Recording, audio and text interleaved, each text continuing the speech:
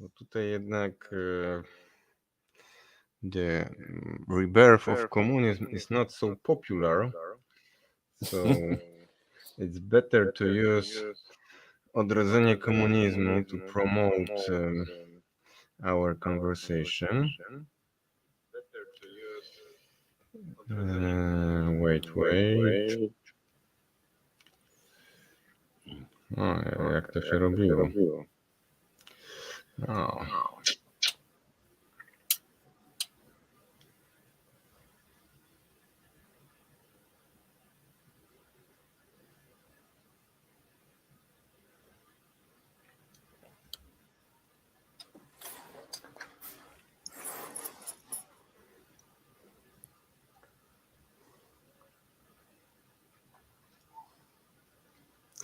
Okay, so we can start.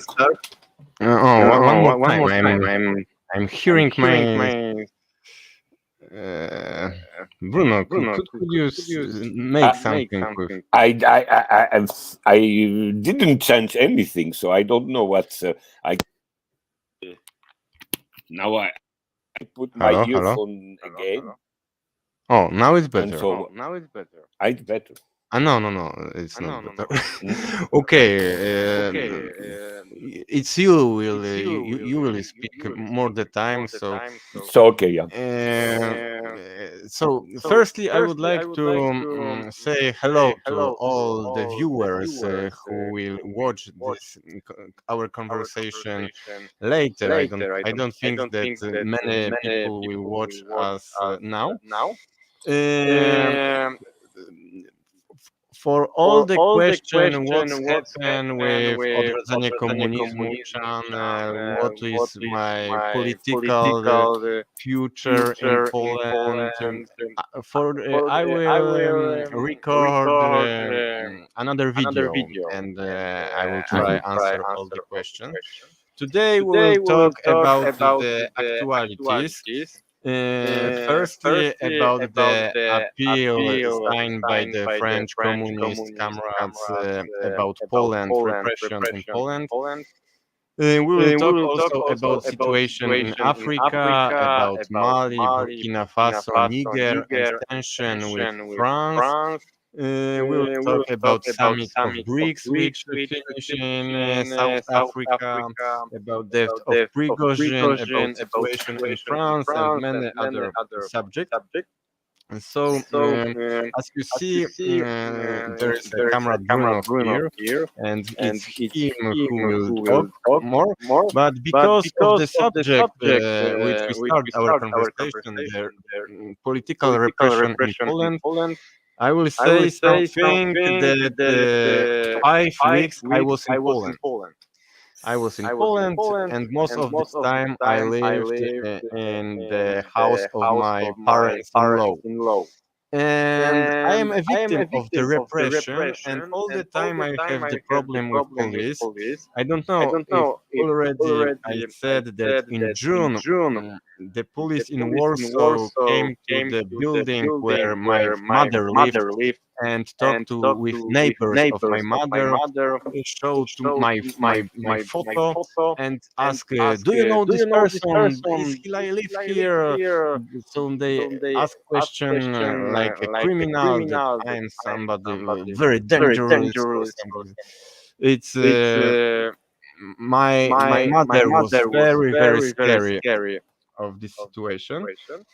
And 2 days before finish my holiday, the police came to the house of my parents-in-law. My mother-in-law, does she know me? This police guy were not very motivated because in front of this house there were my car with the French plate, and he didn't ask I am in home if he can speak with me or not. But I think that they came to the house of my parents-in-law because I use my page to buy something, I used the card, and they knew that I am in Poland, and they knew that I am in this small town. So the last 2 days, I moved to the another member of family of my wife, and we visited like this, and I was not sleeping in the house of my parents, but it shown how they make pressure. I think that it is connected with the election which will taken place in Poland in 15th of October. That they try to make some. They accuse. They searching me because of IPN is the Institute of National. I don't know. Remembrance. Remembering. Yes, remembering, and IPN accused me that I propagate the version of history of the Katyn massacre, the same which were in the 1945 in the Nuremberg Tribunal. So I am accused about because I defend the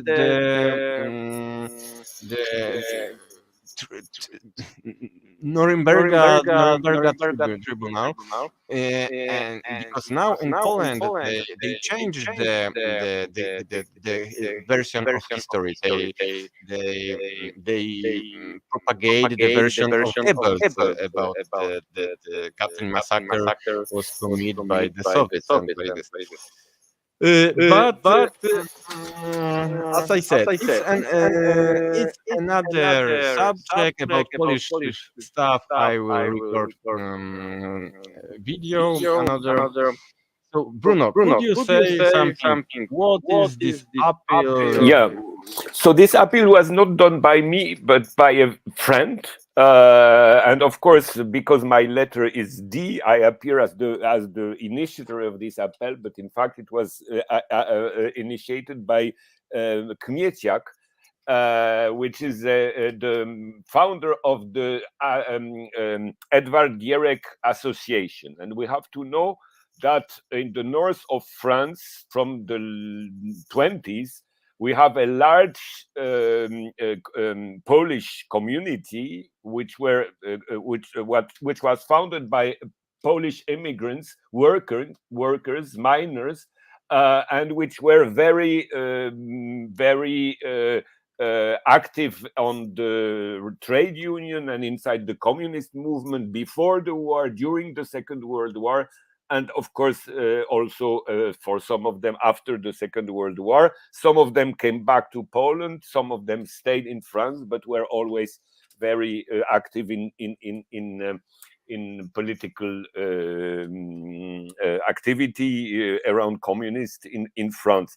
And that was very important because the idea we had, and especially Kmieciak had, is to launch an appeal to the Polish people, to the Polish nation, from people with Polish background, as people linked with Poland and afraid by the policy of the Polish government, the repression Michał told about, and also the warmonger policy of Polish government against Russia, against Belarus, in favor of Banderist Ukraine, and of course of US imperialism. So these two questions were over. This is Kmieciak, and these two questions. I make interview with him in French language. Yeah, and that's very, very important, and because his association is called Edward Gierek for one reason. Edward Gierek was a Polish immigrant in the pre-war period in France. He organized a strike of mining and was expelled to Poland by the right-wing French government in the 30s. So that's the reason why Edward Gierek was somebody very popular among Polish immigration, because as you know, he was a miner in France, expelled to Poland, and then became the leader of Polish People's Republic in the 70s. So it's one example of social advancement realized by People's Poland, from mine up to the first secretary of the Polish United Workers' Party.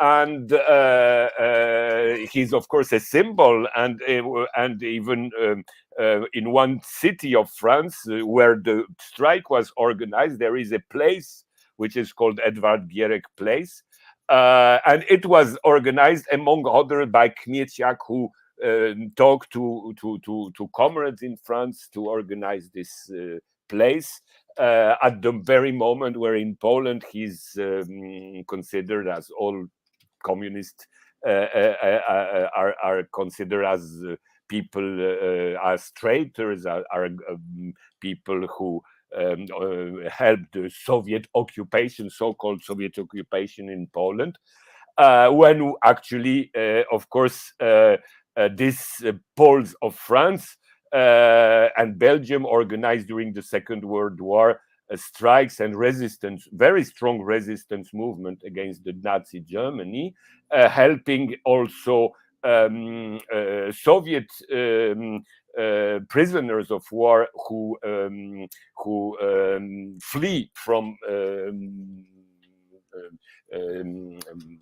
from prisoners' camp, helping also English and American soldiers who flee from camps, prisoners' camps. So it was a very important organization, and it's good to let know people in Poland that people from Polish origin have their their strong identity, and they have they are linked with Poland. They remember to Poles that they have the right to speak about Poland because they fought for this new Poland.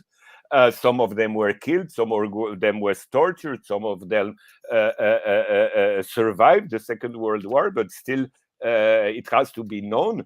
And this appeal is an appeal to the Polish nation to make them understand that Poland is under observation, I would say, of world public opinion, and that the current Polish government and the Polish elite are denounced in the world, and that Poles in Poland have to unite and change this negative evolution of Poland. And as soon as it was written, this appeal by people with Polish links, it maybe will help to change something in the Polish mind in Poland. And what is very interesting is the fact that, of course, we send this appeal to Poland, to all people we know in Poland, and we hope to have this developing in the very near future. But what is funny is that Czech communists translated this appeal in Czech language, distributed it in the Czech Republic, and decided that they will also take this appeal in Polish in the border region of Poland, to let people in Poland on the borderland with Czech Republic know about this appeal. And it's the real internationalism when you have Czech communists deciding that they will be active in the propagation of an appeal to the Polish nation. And I was very happy from that news, because it means that internationalism still exists and functions, and will promote, especially that Czech-Polish border is a long border. So if all the Czech organization along the border are diffusing this appeal to Poland, it's quite a large part of the Polish territory will have this appeal, will receive this appeal. I mean, all the Lower Silesia and Upper Silesia, which is an industrial region, will be under the action of these comrades, Czech comrades. Wait, maybe I will read.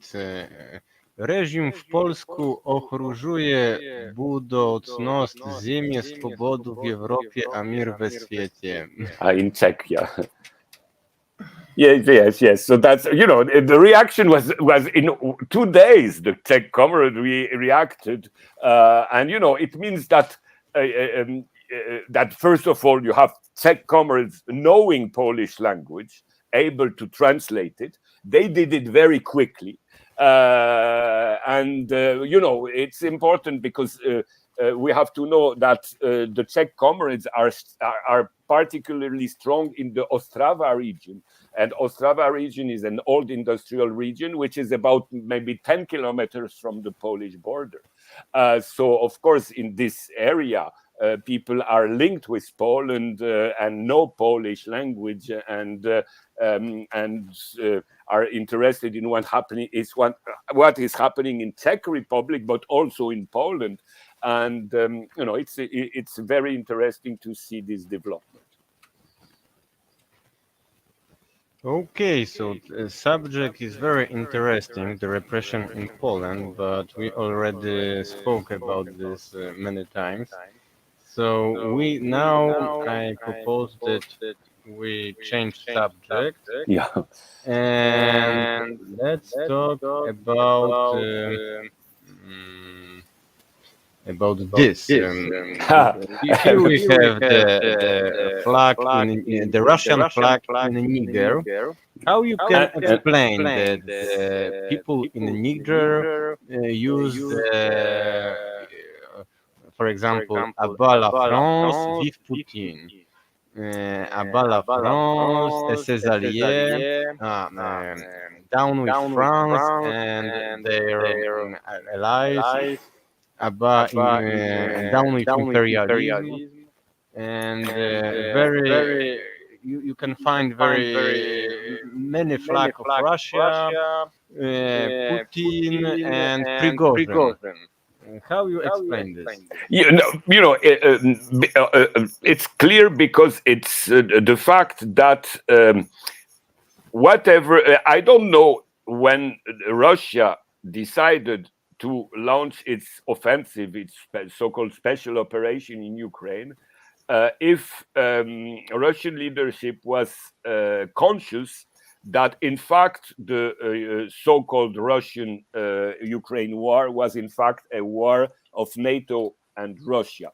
And this is the reason why Africa, which was a hostage of Western Bloc from the fall of Soviet Union, discovered before this war, but especially after this war, that the balance of power in the world is changing, and that due to the Russian and Chinese also different initiatives, Africa can free itself from the neo-colonial power that was exploiting Africa during the last, let's say, 60 years, because at the exception of very few countries, most of former French Africa was pure neo-colony.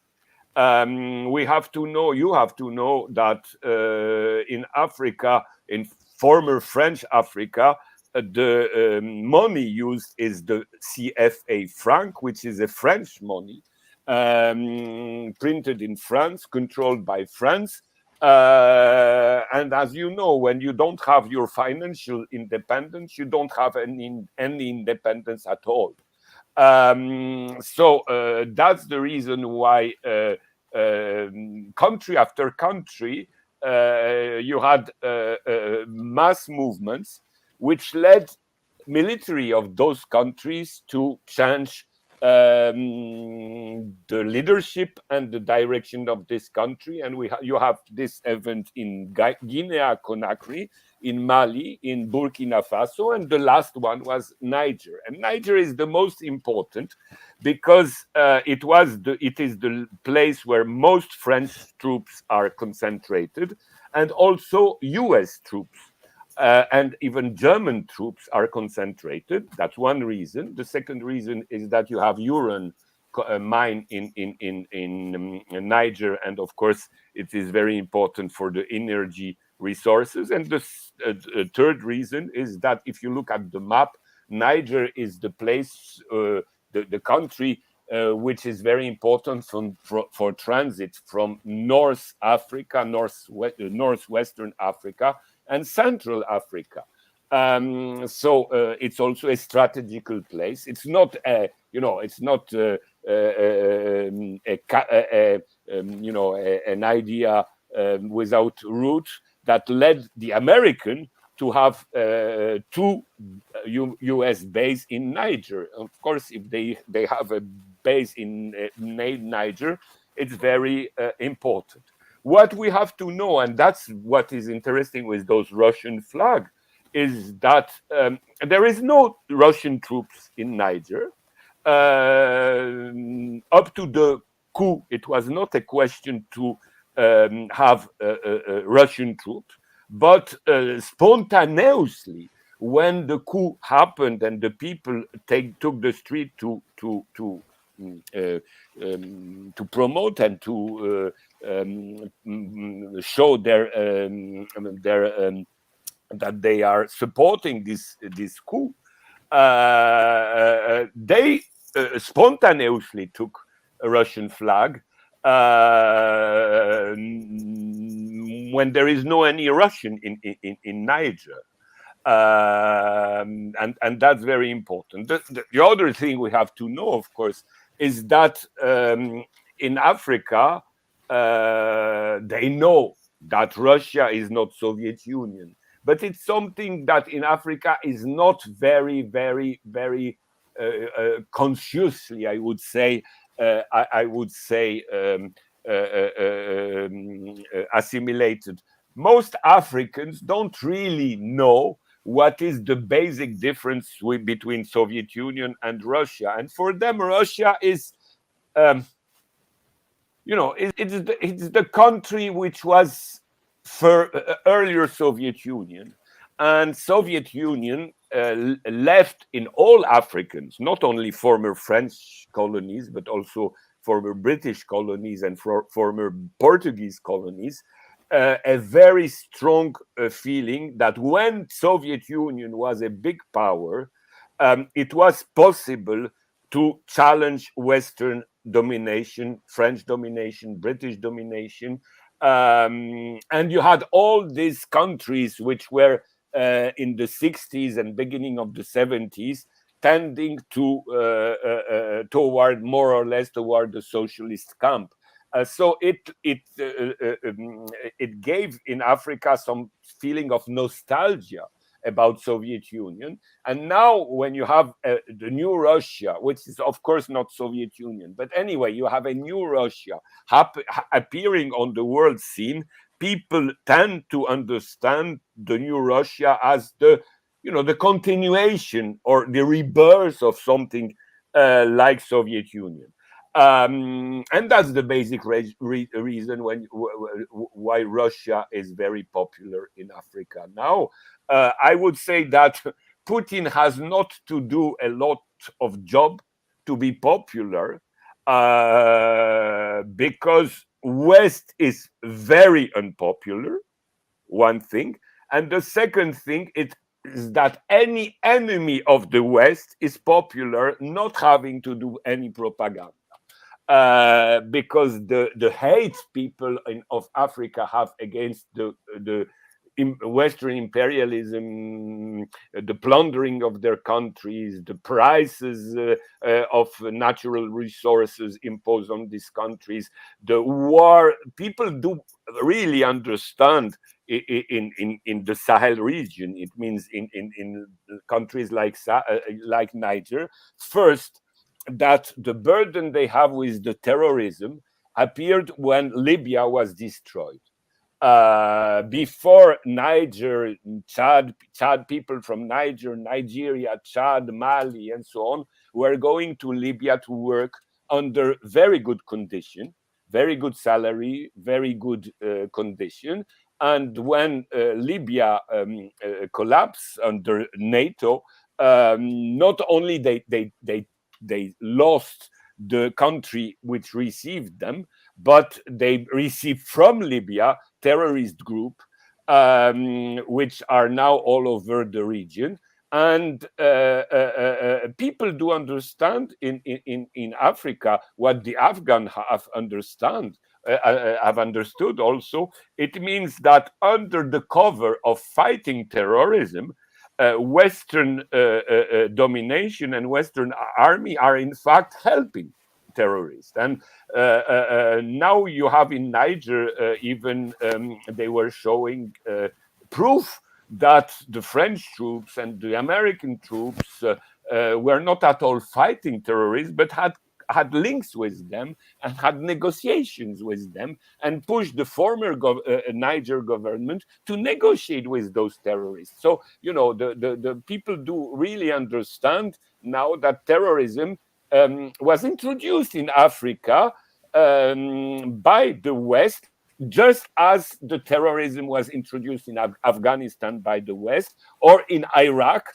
or in Syria, exactly the same thing. So people from Africa, Arab and Muslim countries are now very aware that the so-called jihadism is not a local product. It's an import from the West, of course, based on fanatism and so on, which exists in these countries, but which is very minor, which is linked with minority groups. But the majority of the people there are very conscious of the fact that terrorism is a tool of imperialism. And they are very conscious of the fact that Central African Republic began to revive and to have some form of stability as soon as they kicked out foreign troops, Western foreign troops, and arrived Russian, in this case Wagner troop, who restored some basic stability in the country. And this led to the organization of elections, which were quite something very new in Central African Republic, because this country had no real elections during all the years of the so-called French-African friendship and democracy and so on. But now you have in Central Africa, some real liberties and some political life you couldn't have earlier. And this, I would say, under the umbrella of Russia. I don't want to tell by that Russia is an exemplary country fighting for democracy and so on, but that there is an objective alliance, I would say, between all forces in the world that for different reasons cannot anymore stand the hegemony of Western country. And that's why in this coalition you have Russia, you have Iran, you have China, you have BRICS country, you have countries with very different political system, with very different ideologies, but we have something in common, is the fact that they have to build a developing economy, not subordinated to the Western interest. And they have also the interest to have their government decided inside this country, and not from outside. Just 1 minute, I will light because I see it's going to be evening. Just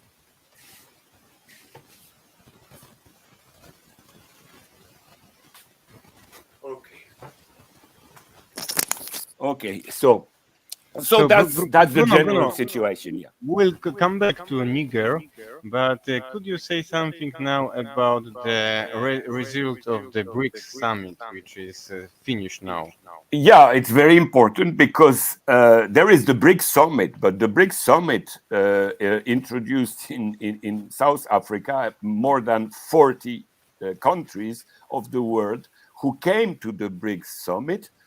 So it was a very, very large forum, not only the 5 countries of the BRICS, but also much more other countries. So now we can consider that BRICS is the nucleus, I would say, of a new balance of power in the world. Of course, the government of BRICS are very different. I mean, we know that Modi is from the extreme right, that Xi Jinping is at the head of the Communist Party, that Lula is from the center left, that Putin is not at all a leftist.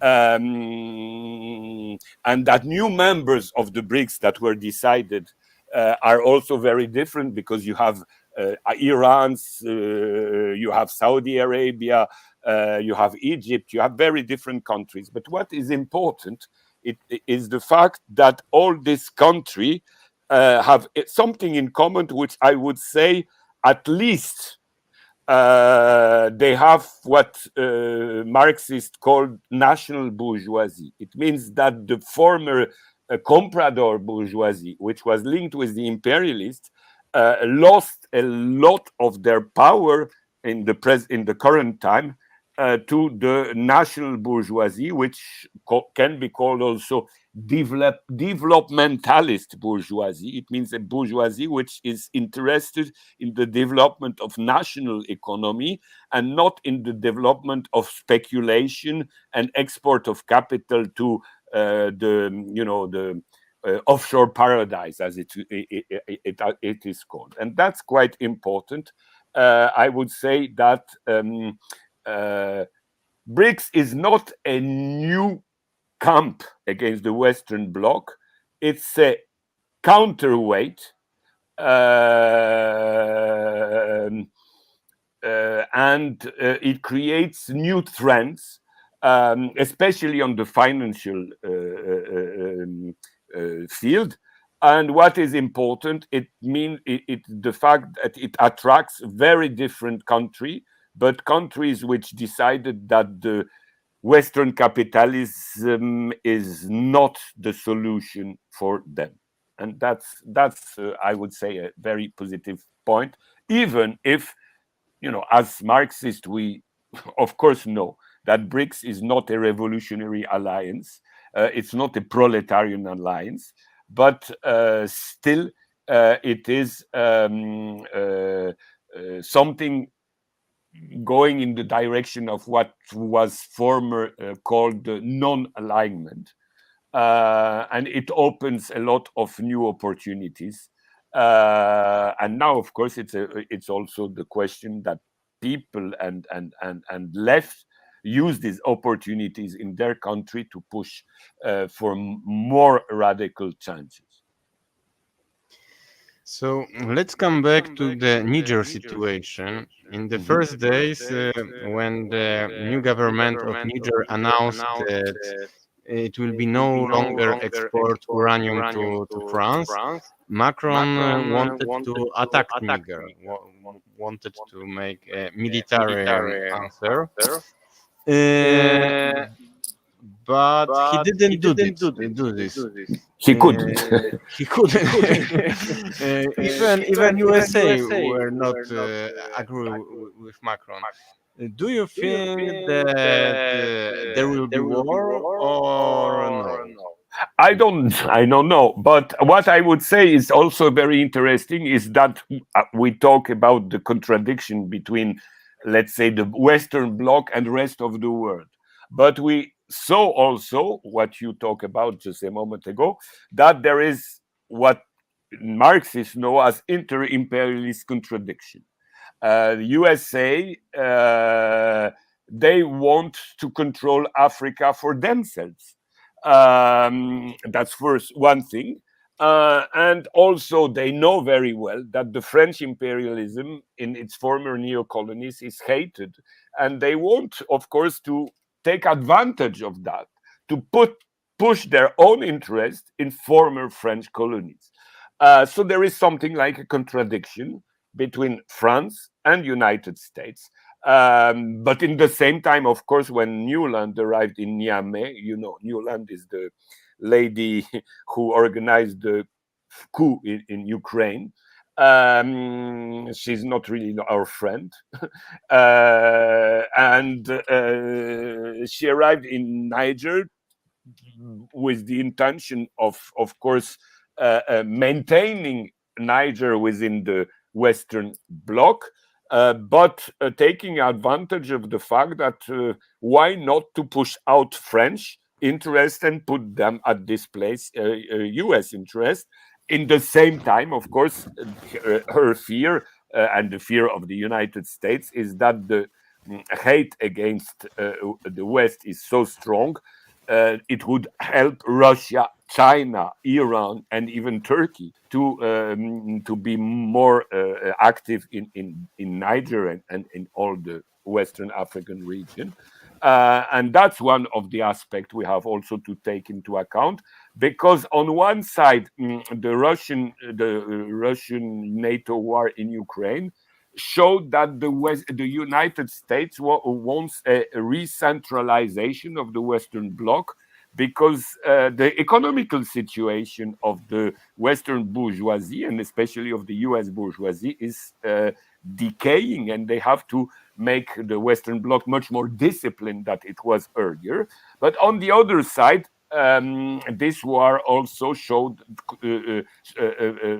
strong contradiction between imperialists in Europe concerning the Ukrainian war. But as we can observe now, we see this contradiction also in Asia and especially in Africa. I would say this inter-imperialist contradiction are also something that can be seen as positive, since it delegitimates the Western Bloc and shows that it's a bloc which is not functioning as it used to function earlier. Bruno, one demand from chat technique. When I am talking, could you make mute yourself? Okay. So there will be no echo. Oh, it's good. When I finish, you can unmute you.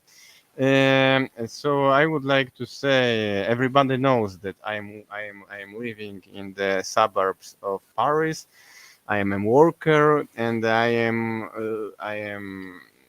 working with another emigrated workers, especially from Africa, especially from countries which we are talking today, from Mali, from Burkina Faso, from Senegal, from Niger. And first, my conversation when I come back to work after holiday, I asked the colleague from Senegal why Senegal want to attack Niger. And he say, no, I don't want attack Niger. It's our government. Our government is a traitor. But he is a traitor, and even army don't want attack Niger. And they decided not to attack Niger because they know that army will be against, and the army will take power in Senegal, like in Mali, like in Burkina Faso, like in Niger.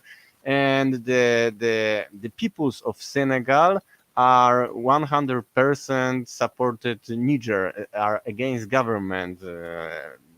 That I can say that most of the people which I am talking, and I am working with hundreds of people from these countries, everybody are against France in this question. and everybody support the new governments of these countries.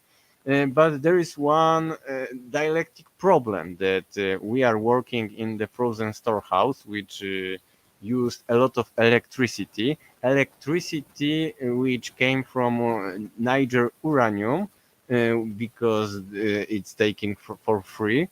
And if France will not longer have this uranium, the electricity will be higher prices in France, and maybe they will close our frozen stores house. But even if they have to be unemployed in the future, they supported these governments.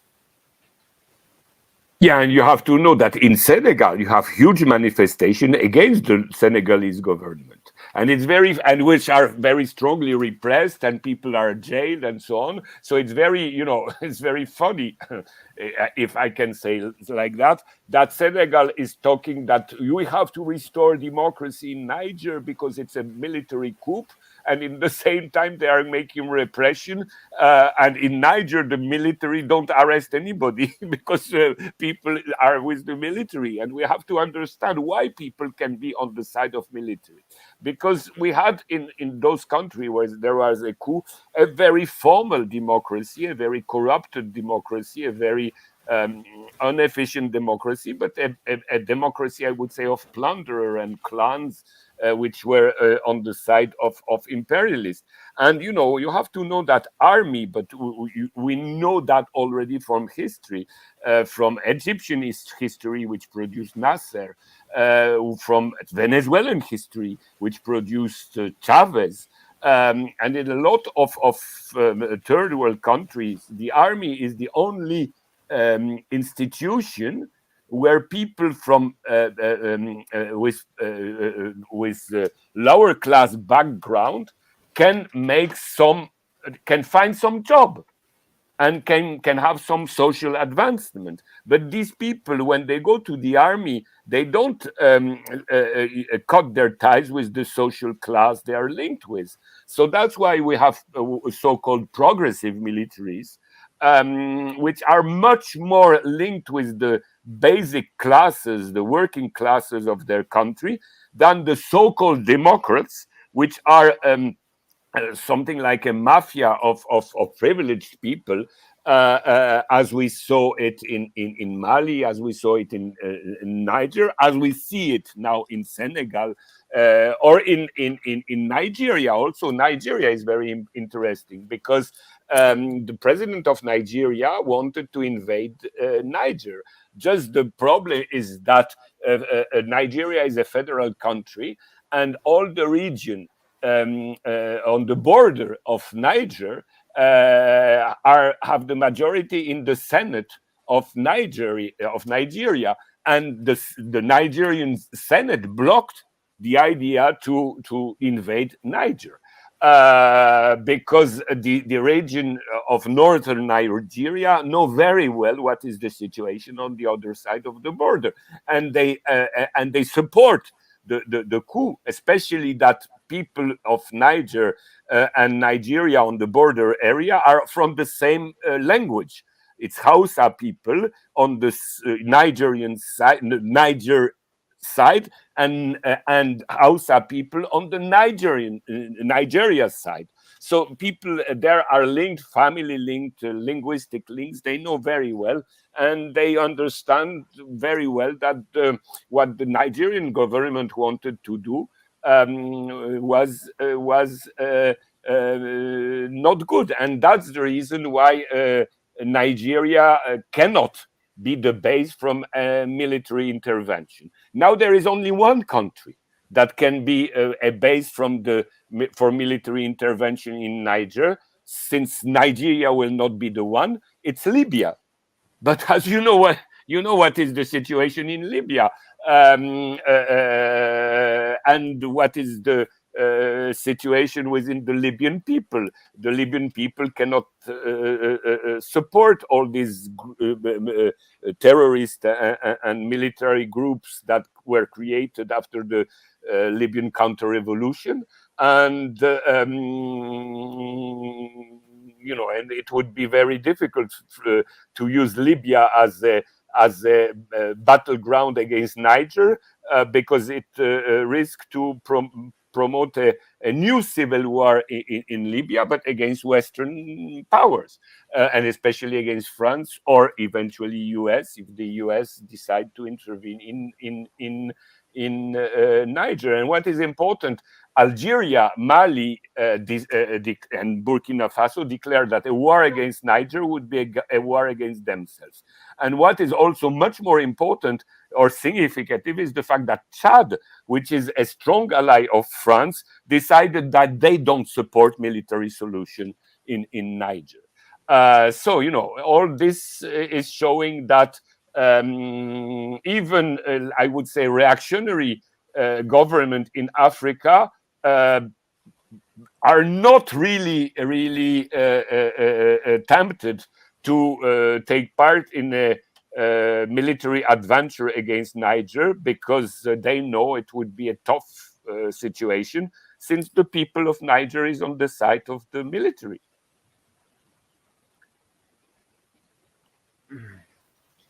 Okay, so now I would like to say something about the uh, change of the imperialist narrative in the time of the war in Ukraine. I don't know if you are agree with me, but in the last times the imperialist medias in USA, in Britain and other NATO countries, they try to use the terminology which were used always by the anti-imperialist movements, communists, revolutionaries. They are saying that Russian imperialists colonize and the and it works. Many months we see in the NATO countries the movement of solidarity with Ukraine. It was uh, it was spontaneous or prepared by the, I don't know, some foundations or the Ukrainian SBU. But it's fact that this propaganda that we have bad Russia imperialists which attacked democratic Ukraine, the most democratic country in the world is Ukraine, and the best man in the world is Volodymyr Zelensky. And now, when this conflict between the Russia and the NATO will be dislocated also in the Africa, and because it's not only the question of Niger, it's a question of Mali, Burkina Faso. The governments of this country said that in the case of the war, they support Niger, and the population of other countries in this also support Niger, they are against France. So it can provoke very big military conflict, very big war. Maybe that will be this war is necessary because the decolonization which taking place in 1960s was not really decolonization. The really decolonization is the decolonization which is won in the war, when all the colonized are threw away from your country. And it was never the case of the African countries, these African countries. Mm, so it will be very complicated. How you think it will be presented in the Polish or the Western media? That how they promote this case that France in Niger they are fighting for democracy or stuff like this. Do you think that they will continue these lies, or they change narrative? No, they will have to continue this narrative because they have no other one. But the question is that it is obvious, and in France it's well known because of historical relation. A lot of French people, maybe the majority of French people, is aware that in Africa, people are not on the side of what their master are calling democracy and what their masters are calling military dictatorship. People do understand that, and people do understand that if you have French troops or American troops in Niger and other countries, they will be fought by local people, and it will be a much more difficult war than they can imagine. So that's the reason why I'm not sure that there will be war, because they are realistic, especially in Washington. They don't really know what will happen if their army are occupying Niger. They would like to have African armies doing the job. But as we saw and as we told, in Senegal, in Nigeria, in Ghana, in Ivory Coast, and I guess in other countries too, a lot of people, including militaries, are against intervention in Niger. So who can intervene in Niger, in fact? That's the big question. You have also Algeria, with a strong regional powers, and which was very firm on this, that it will not allow any intervention in Niger. And Algeria is a very strong army, a very well organized army. So with all this, I don't really think that Western bloc is able to intervene in Niger. I think that they will try to corrupt militaries. And of course, a lot of Nigerian militaries were trained in the United States. And I think that they will try to take advantage of this and try to convince them to change their strategy. Maybe you will have some different terrorist group killing different leaders in those countries, etc., etc. So that's all possible. But in the same time, Russia, for the moment not in Niger, but Russia in Mali, in Burkina Faso, is helping local governments and local security services to to defend their government. So for all these reasons, I think that an intervention of Western power in Western Africa would be very dangerous for the people of those countries, of course, but will be also very dangerous for the imperialists. And they know about that, so they will try to corrupt rather than to invade. But looking at what happens in Johannesburg in the BRICS summit, I'm not really sure they're still able to corrupt, because the de-dollarization process has begun. Of course, it will be a long road toward the end of the dollar, but still a lot of people and a lot of leaders in Africa know that the Western powers are not anymore so strong as they were. So they will, reflect before take side, militarily speaking, on the side of the, let's say, corruption coming from the West. There is a commentary. The US, before intervening, carries out conflicts by proxy. South Vietnam, South Korea, etc. As Bruno says, they want Africans protecting their interests. We can add is also Ukraine here. Yeah, of course. But my question is, do you think that all these processes of the demilitarization of Western countries, because the Poland, France, and other Western countries send most of the weapons to Ukraine, and these weapons are already destroyed in the success of the counteroffensive in Zaporozhye.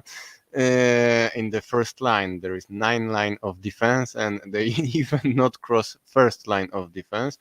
Do you think that this demilitarization with success of Western countries is helping to African leaders to be more courageous against Western countries? That if we'll not have if the war in Ukraine didn't happen, the government in Niger never be so I don't courageous against France. Do you think that it is connected?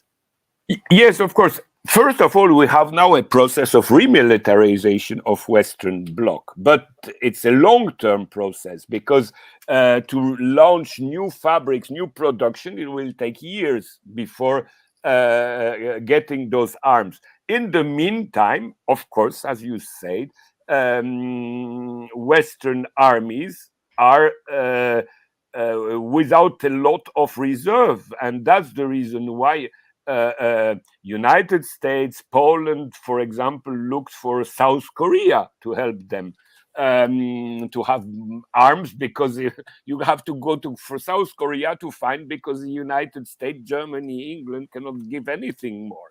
And of course, African leaders and Niger leaders know very well this.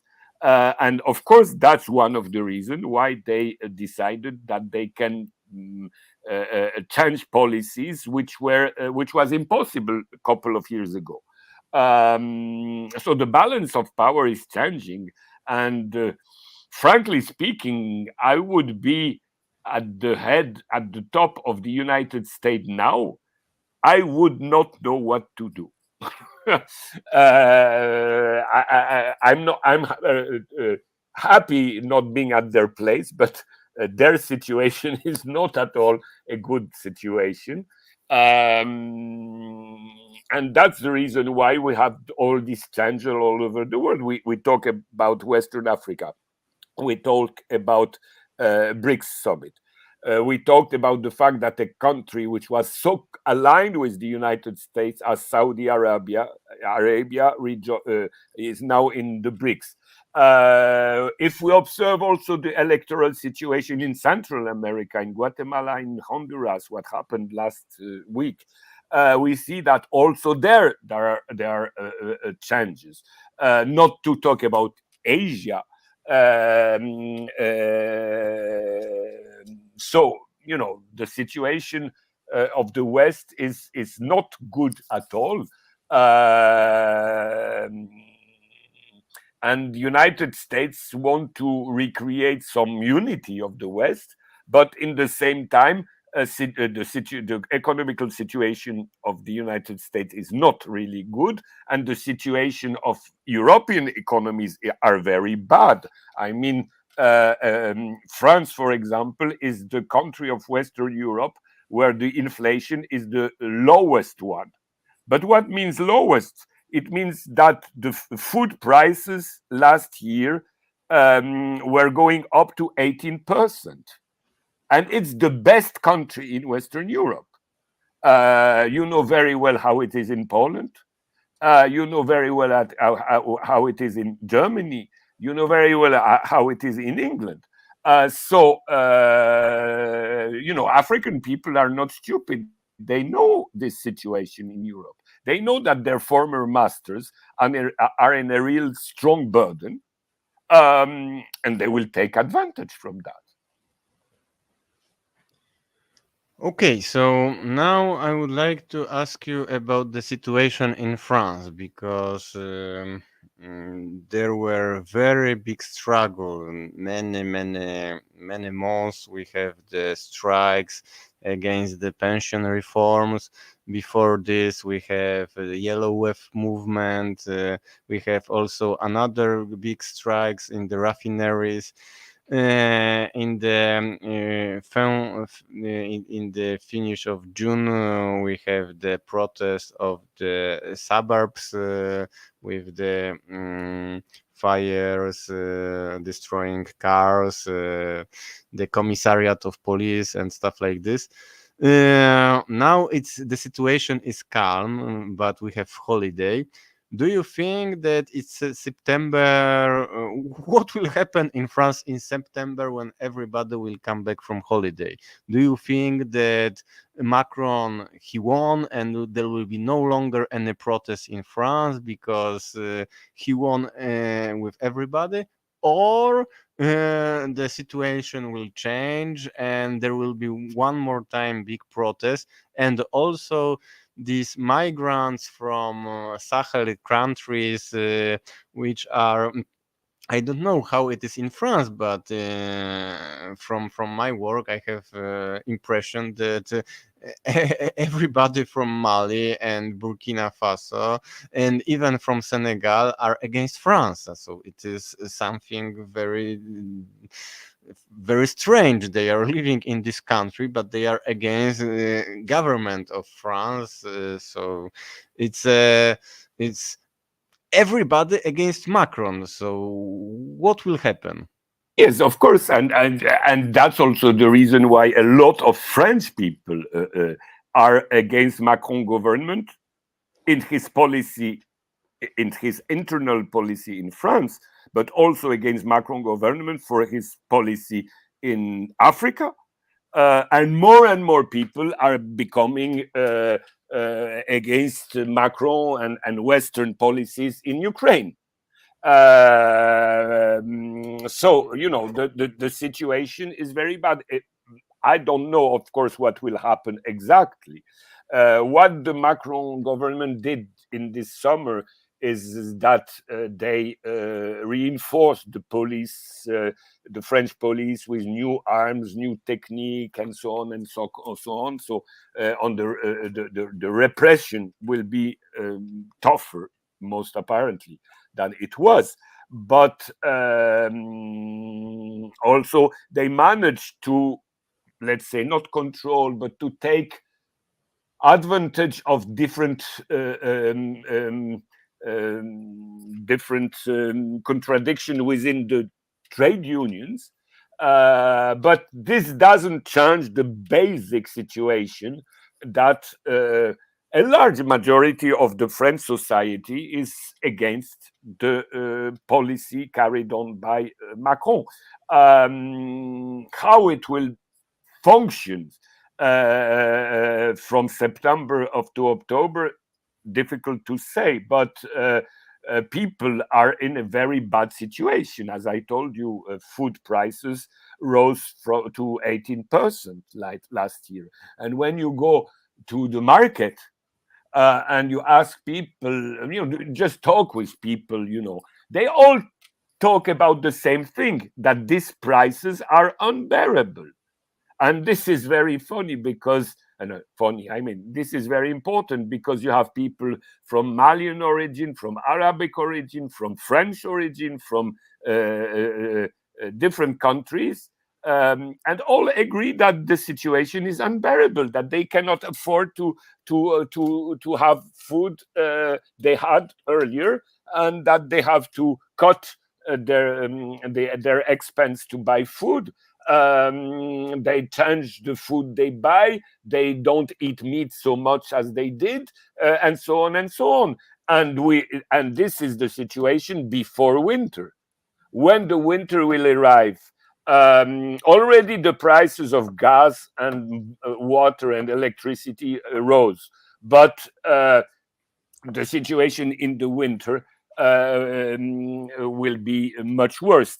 Of course, Macron, maybe he's praying to have a hot winter as it had last year, but it's not sure at all that, let's say, quote, God will hear him, as if the winter will be cold. I don't really see how French people will accept this situation. Not to talk about other countries where the economical situation is worst. Germany, Italy, not to talk about Poland. And more people are in France aware of the fact that French imperialism cost a lot, and French imperialism in Africa, French imperialism in Ukraine. You know, in June, just before the holidays, with friends of my organization and of another communist organization, we had how do you say that, plakat? I have it in Polish. Affiche. Poster. Posters. Yes, we put posters against war. We put against NATO, against war in Ukraine, against the fact that money is going to war and not going to social spendings and so on.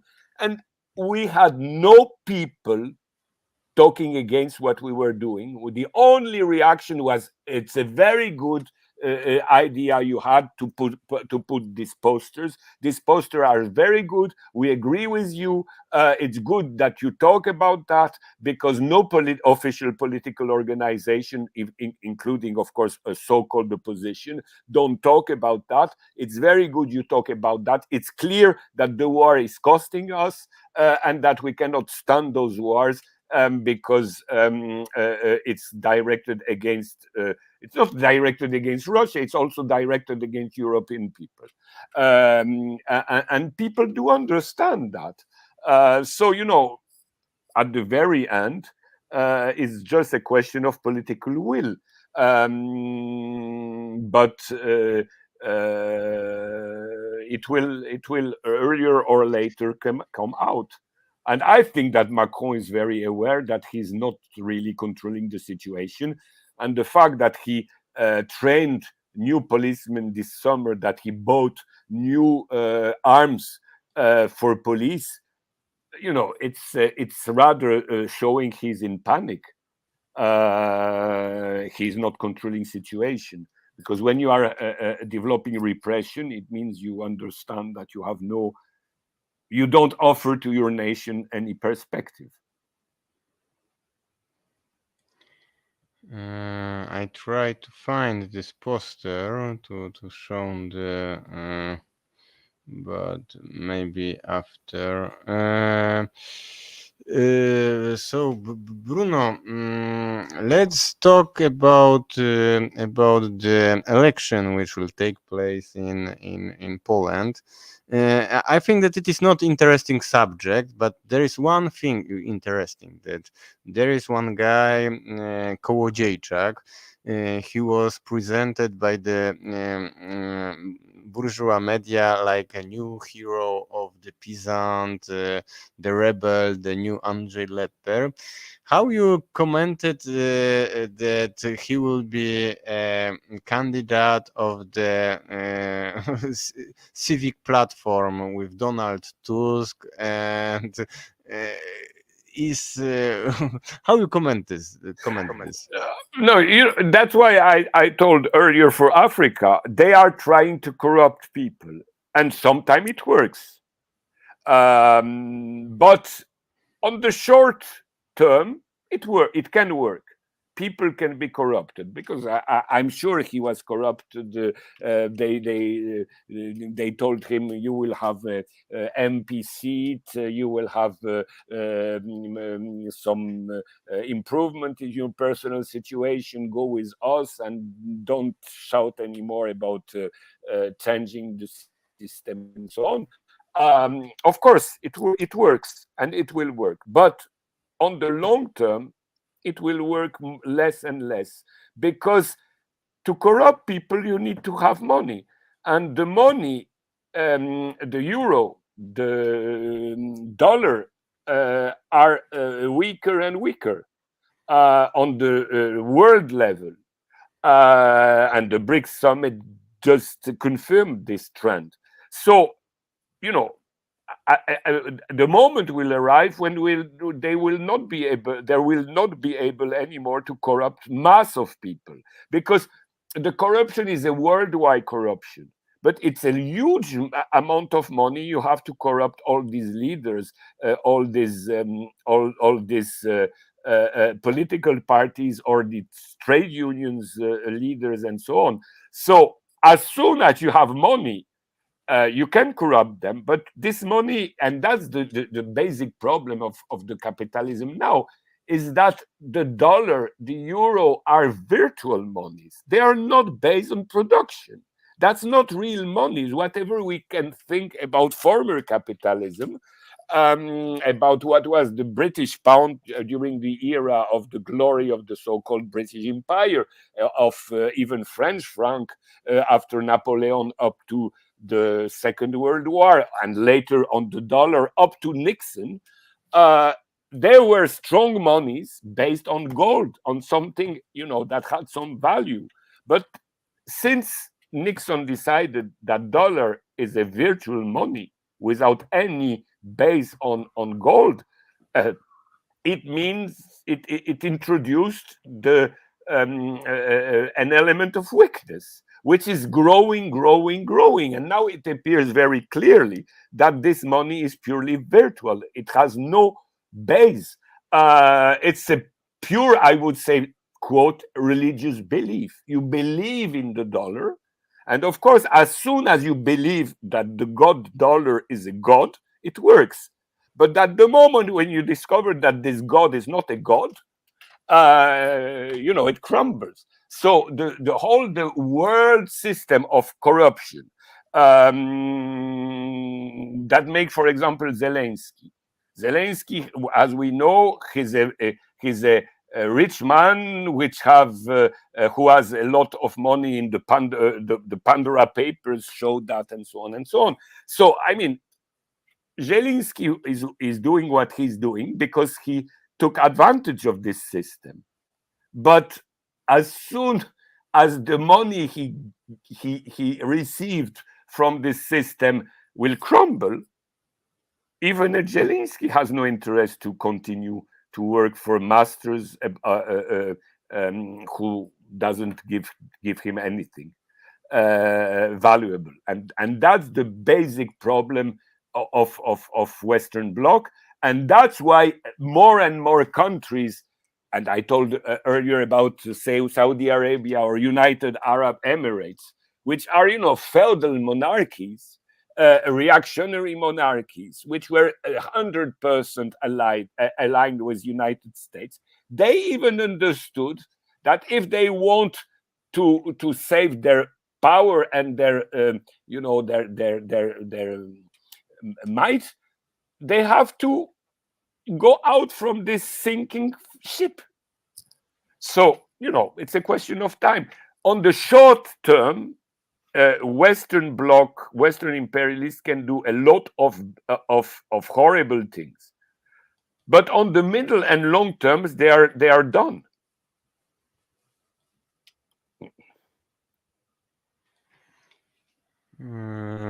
So there is.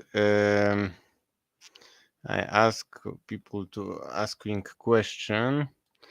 Firstly, there is a question for me. Will you vote for Maciak in the next election? Do you know Maciej Maciak?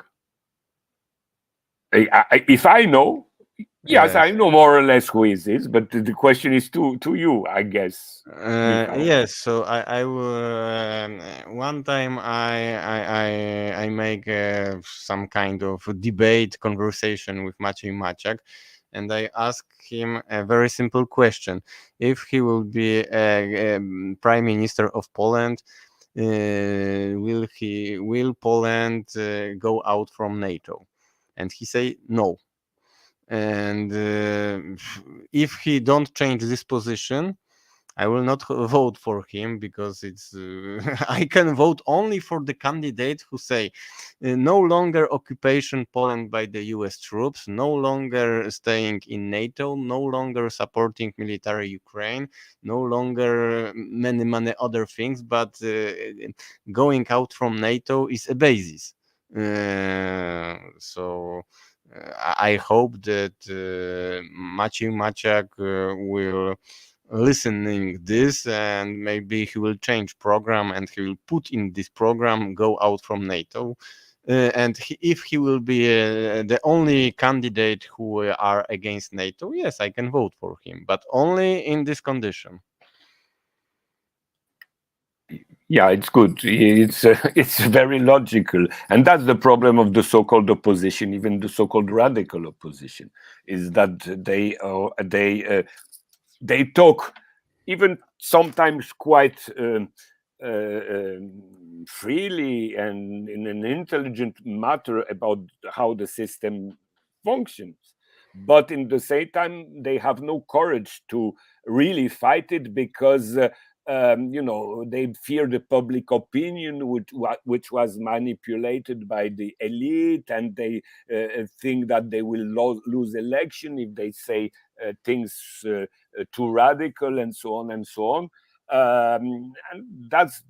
And NATO question is the key question. You have to make people really conscious that NATO is a warmongering organization that will plunder member countries, as it is in Poland, where Poland has lost a lot of money at this Ukrainian war, the senseless Ukrainian war, and now it is building something like a war atmosphere against Belarus, which is a terrible thing, and people have to be aware that it's a dead end. So there is some comments to me about the Odrodzenie Komunizmu channel. So as I already said in the beginning, I will record another video only to speak about my political future for Poland and Polish language, and it will be moment for the asking question. Now you can ask question for the comrade Bruno, profiting that he is here, because if not, if there are not I have. Could you comment what happens with Prigojine and Wagner groups? Difficult to say exactly what happened for the moment, but it's difficult to think that it happened, that it was an accident. I really doubt it was an accident, and I'm pretty sure that some group within the Russian administration, within the Russian army, within the Russian security forces, decided that Prigozhin had to be killed. Of course, we will see what we can know about that later, but for me, it's not an accident. My brother said that Prigozhin is alive, and it was talked with Putin that he will disappear, and it is his version, but it's only specialists who are working in the crane, and in the time when he's not working, he are reading Russian medias. But what it changes, because if he's not killed and he is put in a situation where he is not known and cannot do nothing, what does it change concretely? Because it's not the man Prigozhin which is important for political reason. It's the organization he was leading.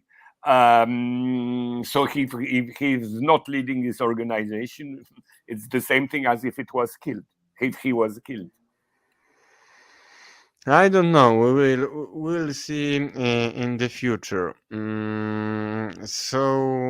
The question one is for me: Are I am happy without your activity on channel? Did that turn good for you? No, of course I am not happy. But I created Odrodzenie Komunizmu to build the Communist Party in Poland. 6 years I work very hardly to to make it, and without success. And I am tired, and my family is tired also. And as I said, I will record another video of this, but of course, the better solution is to create a YouTube channel, after create the Communist Party, after take part, organize the revolution, and make the socialist program for Poland. But what can I do if nobody in Poland, or very very little people are supporting this, and majority of the Poland's population, and also I think majority of the Marxists in Poland are against my activity. So it's better my to how to save my family relation, and in the few many times in my political history, I stopped political activity. Always I come back, and there will be time that Comrade Michael will come back to Polish politics, but it will be not next week, and not next month.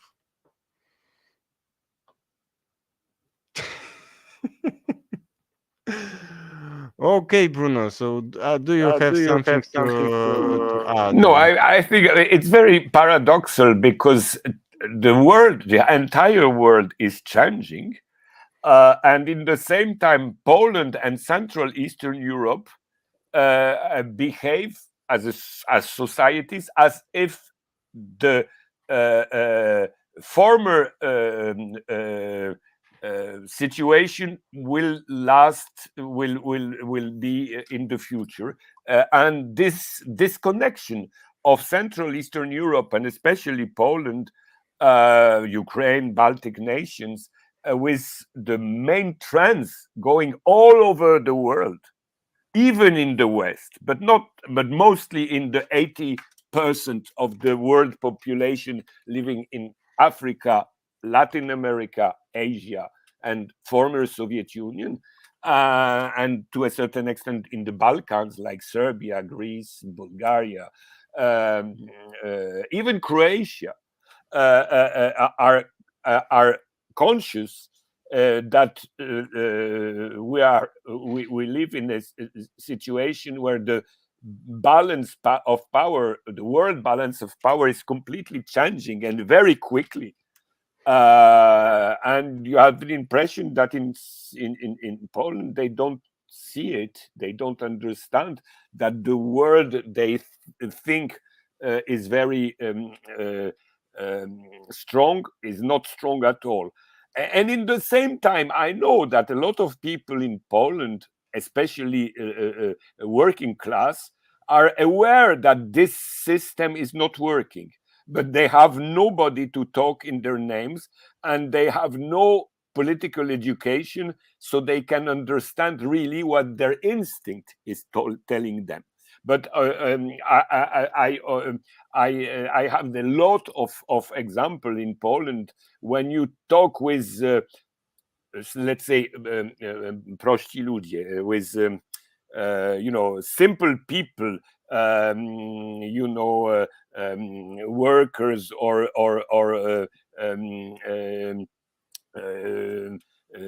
nurses at the hospitals, little shopkeepers.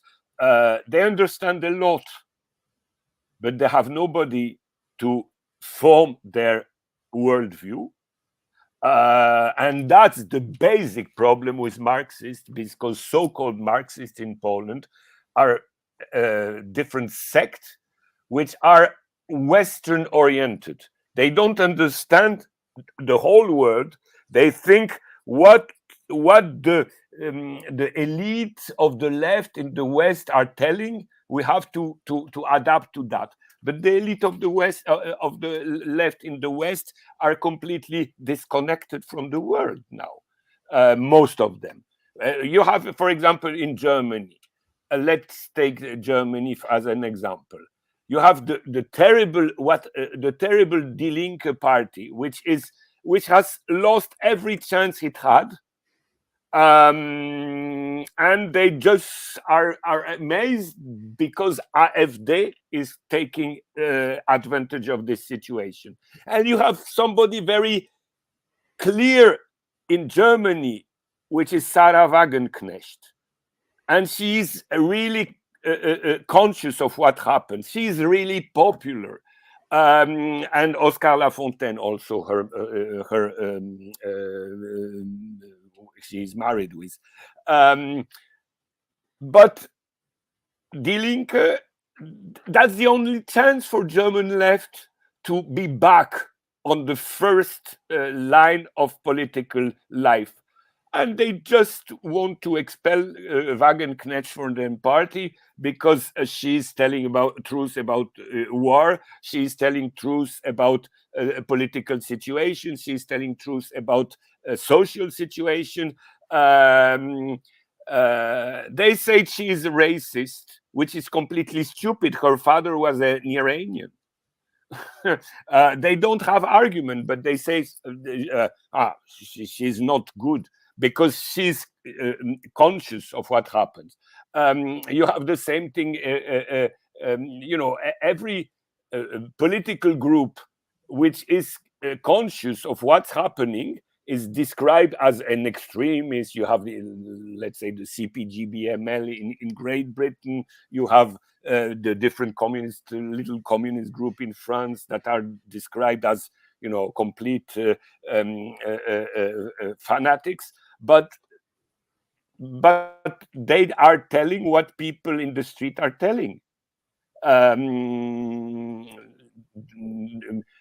Working class have something like what is called instinct, but this instinct can work only if there is a program which is developed on the base of this instinct. But the Marxists, the official Marxists, the saloon Marxist, I would say, or the coffee shop Marxist, they are in fact, they are enemy of the people, talking about the people all the time, but not the real people, an artificial people they are talking about.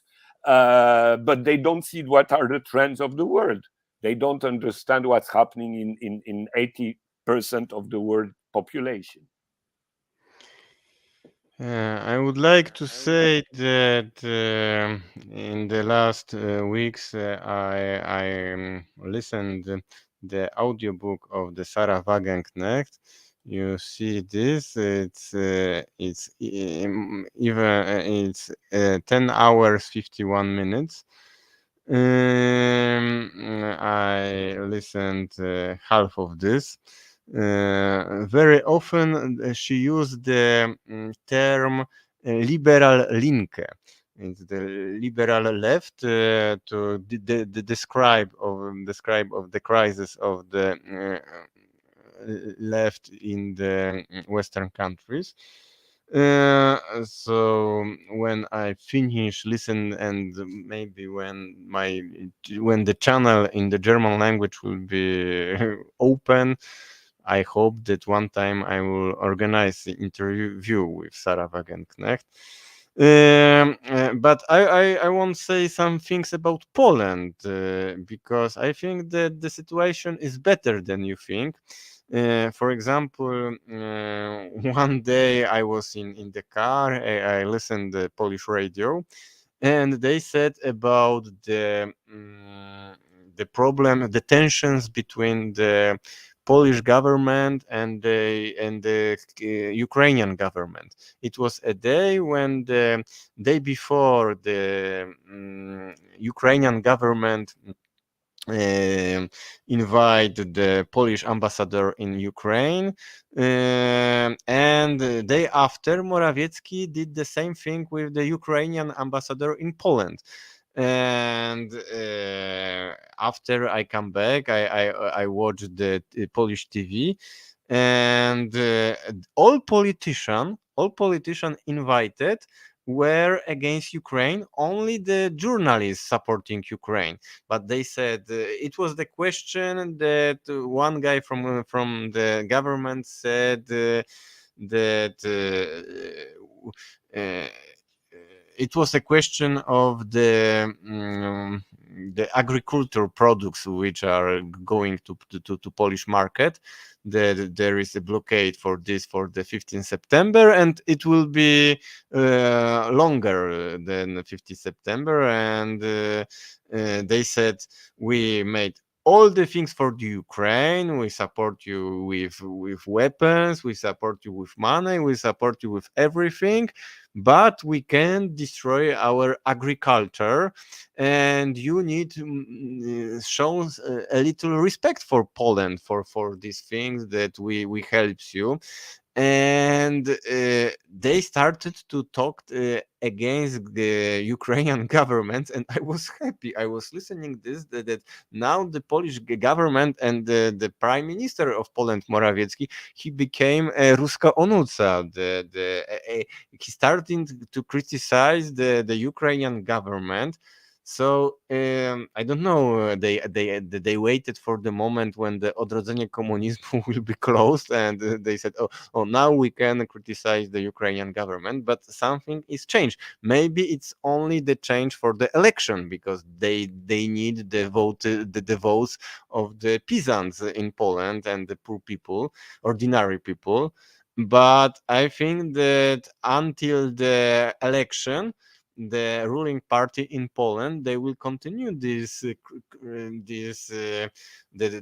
support militarily Ukraine, but they are not supporting politically Ukraine and economically. It's something is changed in last weeks. To agree with you, as I told you, I think that the Polish people is much more clever than we can we have the impression. That just for me, it's a question of election. For these critics of Ukraine are just for the election. Basically, they will do the same. They will do exactly what the American government decide Poland has to do. The question is that we have to build in Poland a movement of real independent people, not corrupted people, and people who are aware that the nation, part of the nation at least, will go with them if they have the courage to tell the truth against NATO, against European Union, against Euro, against capitalism, and so on and so on. If they would be such a movement in Poland, a lot of people, maybe not the majority, but at least a lot of people would go behind this. Bruno, do you know the term fascism for export? This is precisely what is happening in Poland, Romania, and Baltic states. Yeah, Wait. There is one new sociologic term for the Baltic states. It's wymieraty bałtyckie.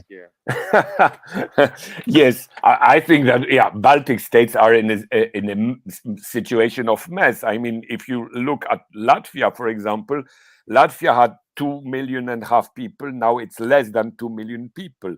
Lithuania is in the same situation, and Baltic states are states without population, without young population. To a large extent, it's exactly the same situation with Ukraine. The demographic situation of Ukraine is catastrophic. So, I think the only export product they have is fascism. And Wait, they wait, are. wait, Bruno. There is one funny thing that I heard that in Lithuania there is now a lot of Ukrainians Yeah. since of war. And recently, I don't know, maybe 1 month ago or 2 months ago, the government of Lithuania decided that these guys who want to rest in Lithuania, they in the school they need learn the Lithuanian language. And it's very funny because in all history of the ties with Ukrainians, with Russians, never Russians make this mm, I don't know force the Ukrainians to learn Russian. And they Yeah. are going to Lithuania, and Lithuania say, if you want to go to Lithuanian school, you need to speak in Lithuanian. Yeah. That's very funny, because all this contradiction of nationalism, of ultra nationalism, will appear more and more. That's also the same thing in Poland. A lot of Ukrainian nationalist refugees are in Poland. In the same time, Polish nationalists who support Ukraine against Russia cannot stand the Ukrainians in Poland. So this contradiction will be more and more evident. But in the same time, the process of fascization I told you about is going in the West, is developing in the West, including the United States, and we have also to be aware of this danger. Why Fascist Confederation Party is so much popular in Poland now, from where it comes from? I think it's because it's the party that looked opposition. There is no left opposition, anti-systemic opposition. The Confederation took the place.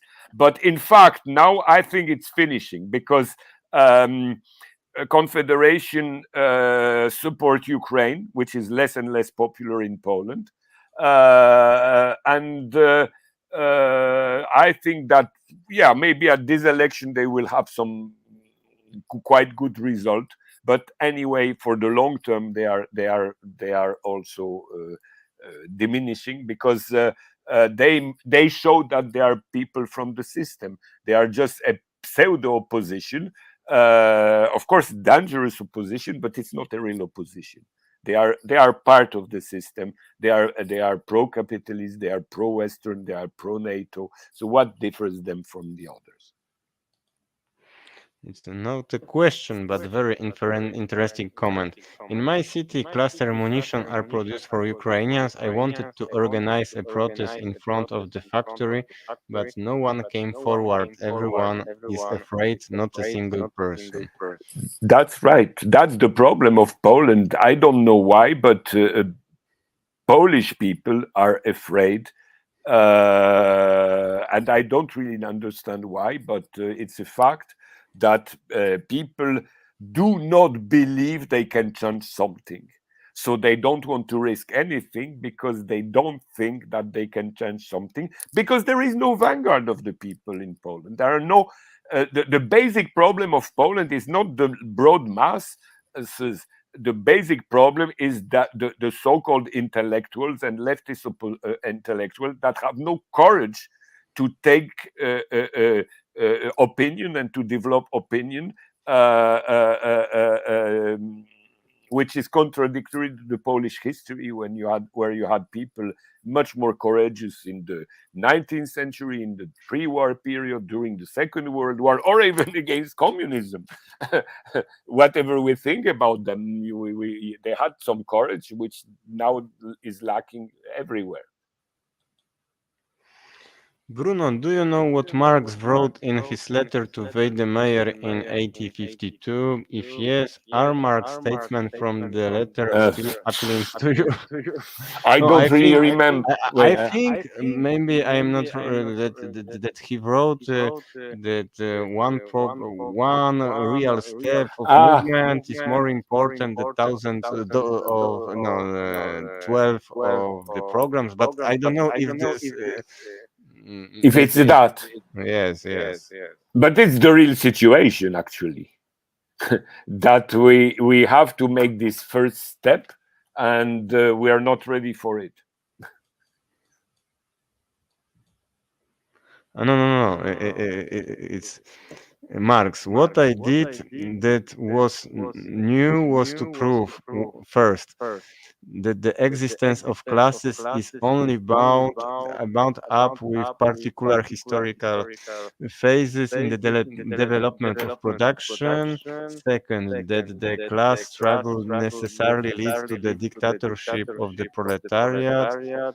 And third, that this dictatorship Yeah. itself only constitutes the transition to abolition of all Mm. classes and the classesless society.